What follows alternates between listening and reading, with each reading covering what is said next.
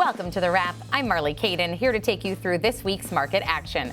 The S&P, NASDAQ, and Dow all tapped new record highs as markets muscle yet another winning week, led by the Russell's 3% rally. The Dow added notable gains of 1.75%. The S&P tacked on 1%. The NASDAQ gained about 0.5%. Healthcare soared as the clear winning sector, up 4.6%. Consumer discretionary and communications each gained more than 2%. Utilities, consumer staples, industrials, and tech closed lower. The market week started with volatility around the AI trade. On Monday, news broke that Nvidia and AMD would give 15% of their Chinese chip revenue to the U.S. government. The agreement applies to Nvidia's H20 chip and AMD's MI308. On Friday, President Trump told reporters he plans to add a 200 to 300% tariff on chips as early as next week. And Intel closed as the S&P's top performer of the week, rallying 23% to 5-month highs.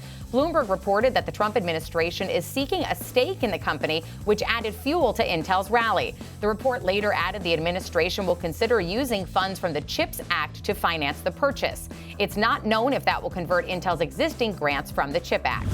Meanwhile, CoreWeave closed down 23% on the week in a steep post-earnings sell-off.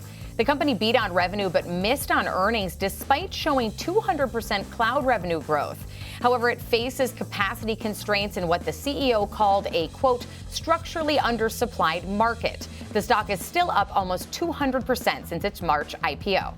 And UnitedHealth pushed the Dow to a new all-time high after rallying 12% on Friday. Warren Buffett's Berkshire Hathaway revealed it purchased 5 million shares of the healthcare company through a regulatory filing. The stock is still in heavy recovery, though, down 48% year over year. As for what to watch next week, we'll get earnings from major retailers like Walmart, Target, and Home Depot. In the tech space, we'll have Palo Alto Networks, Baidu, XPeng, Workday, and Zoom will report. On the economic calendar, we'll get data on PMI, existing home sales, and jobless claims. Also watch for developments from Jerome Powell and the Fed once their annual Jackson Hole meeting begins. That'll do it for The Wrap. I'm Marley Kayden. Remember to tune in 24/7 to SchwabNetwork.com and subscribe to our YouTube channel.